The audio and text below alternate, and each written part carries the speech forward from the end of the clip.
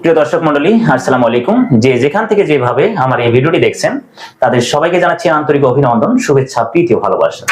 আশা করি আপনারা সবাই ভালো আছেন, সুস্থ আছেন। ভালো থাকেন, সুস্থ থাকেন এই কামনাই করি। আপনারা জানেন, একটা শিক্ষা প্রতিষ্ঠানে যদি পরিচালক সৎ হন এবং যদি দায়িত্বশীল হন, তাহলে সেই শিক্ষা প্রতিষ্ঠান দিন দিন এগিয়ে যায় তার কাঙ্ক্ষিত সফলতার পথে এবং শিক্ষার্থীরা সুন্দরভাবে শিক্ষা অর্জন করতে পারেন সেই শিক্ষা প্রতিষ্ঠান থেকে। সেই সাথে অভিভাবক মণ্ডলী যারা থাকেন তারাও কিন্তু খুবই স্বাচ্ছন্দ্য বোধ করেন সেই শিক্ষা প্রতিষ্ঠানের সন্তানদেরকে পড়াশোনাতে লিপ্ত রেখে। তো যাই হোক, প্রিয় দর্শক মণ্ডলী, এই মুহূর্তে আমি কথা বলবো সেই স্বনামধন্য শিক্ষা প্রতিষ্ঠান রফিক রাজু স্কুলের শফিপুর শাখার জনপ্রিয় এবং সবার পরিচিত আমার প্রিয় পার্সোনালি জনাব জয়নুল আবেদিন জয় স্যারের সঙ্গে, যিনি পরিচালনার দায়িত্বে রয়েছেন এই রফিক রাজু স্কুলে। স্যার, আসসালামু আলাইকুম, কেমন আছেন? ওয়ালাইকুম সালাম, আলহামদুলিল্লাহ ভালো আছি। আপনি কেমন আছেন? আলহামদুলিল্লাহ ভালো আছি। স্যার, আপনার কাছে আমরা কিছু জানতে চাচ্ছি। আমরা যখন এই স্কুলে আসি বা গেটে প্রবেশ করি, তখন আমরা বুঝতে পেরেছি যে আপনার স্কুলে যে একটা রফিক রাজু যে একটা টান টান উত্তেজনা, সেটা কিন্তু বোঝা যাচ্ছে যে গার্ডিয়ানদের একটা মানে বের হওয়ার একটা যে ভিড় বা স্কুলে ঢুকে যে একটা জ্যাম দেখা যায়, সেটা কিন্তু খুবই ভালো লাগার মতো ছিল। মানে বোঝাই যাচ্ছিল যে আসলে রফিক রাজু স্কুল বলে একটা কথা। তো এই স্কুল নিয়ে আপনি যদি আমাদের কিছু জানান, আপডেট। আচ্ছা, ধন্যবাদ আপনাকে। আসলে রফিক রাজু ক্যাডেট একাডেমি এটি টাঙ্গাইলের একটি প্রতিষ্ঠান, সরাসরি টাঙ্গাইল হতে পরিচালিত।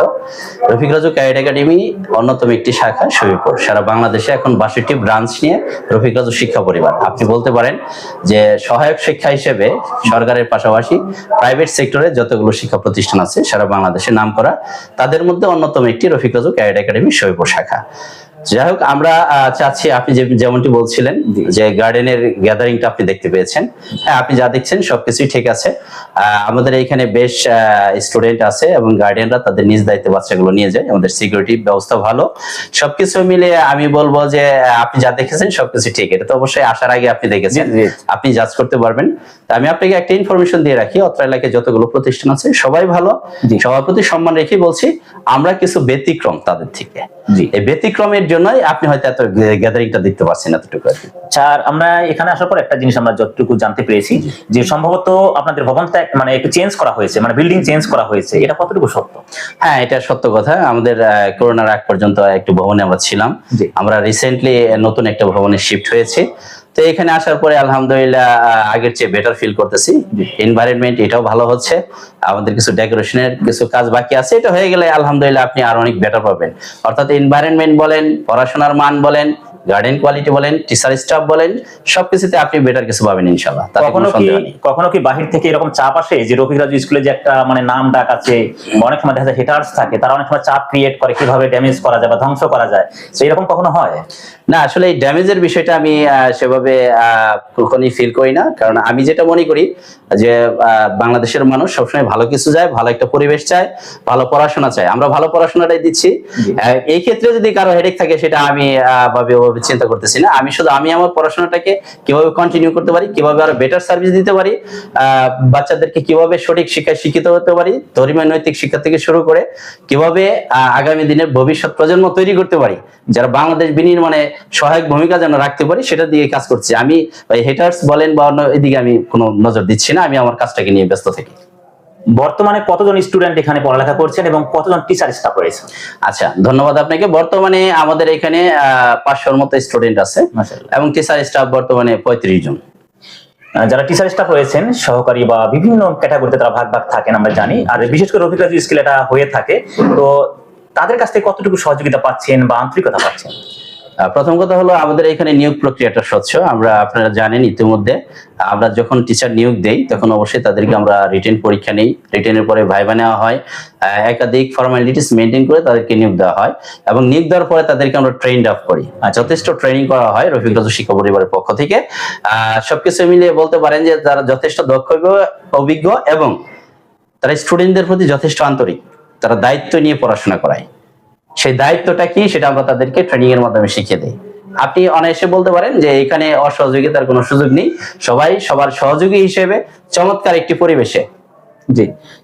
একটি পরিবেশে তারা সুন্দর উপস্থাপনা করে এবং তাদের সর্বোচ্চটা আমরা পাচ্ছি, সার্ভিস পাচ্ছি। স্যার, এই প্রশ্নটা করা কেমন হবে জানি না, তারপর আমার জানার খুব ইচ্ছা। রফিক রাজু স্কুল বলে যেহেতু কথা, একটা দামি একটা ব্র্যান্ড, তো এখানে শিক্ষক যারা জয়েন্ট করেন তাদের কি শিক্ষাগত যোগ্যতাটা মানে নির্দিষ্ট থাকে যে এর উপরে হতে হবে? জি, অবশ্যই। আপনি জানেন যে একটা প্রতিষ্ঠান কখন ভালো করে। জি। বেটার অবস্থান কখন হয়? যখন তার টিচাররা ভালো পড়াবে এবং স্টুডেন্ট ভালো রেজাল্ট করবে, তখনই তো হবে, তাই না? তো সেখানে আপনি যেটা বলেন, আমি আগেই বলেছি যে আমাদের এখানে রিটেন নেওয়া হয় এবং যারা 6 থেকে উপরের দিকে সাধারণত পড়েন, তো প্রত্যেকটা বিষয়ে বিষয়ভিত্তিক টিচার এবং অনার্স মাস্টার্স কমপ্লিটের উপরে ইন্টারভিউতে এখানে ইনভলভ হচ্ছেন। আর ছোট মর্নিং শিফটে আমাদের যে টিচার গুলো আছেন তাদের ন্যূনতম ডিগ্রি পাস হতে হবে। আচ্ছা, আমাদের এখানে 2টা শিফট, মর্নিং শিফট এবং ডে শিফট। তো যখন মানে গার্ডিয়ান সমাবেশ হয়, এখান থেকে গার্ডিয়ানদের মানে রেসপন্সটা কিরকম পান? তারা কি খুব পজিটিভ বেশি থাকে নাকি নেগেটিভ, এরকম কোনো কোশ্চেন করে থাকেন? ধন্যবাদ। আপনি আরেকটি গুরুত্বপূর্ণ কথা বলেছেন। আমাদের এখানে মা সমাবেশ হয় প্রতি বছর, মিনিমাম 3 থেকে 4টা গার্ডিয়ান সমাবেশ আমরা করি। সেখানে গার্ডিয়ানদের উপস্থিতি এবং আন্তরিকতা চোখে পড়ার মতো।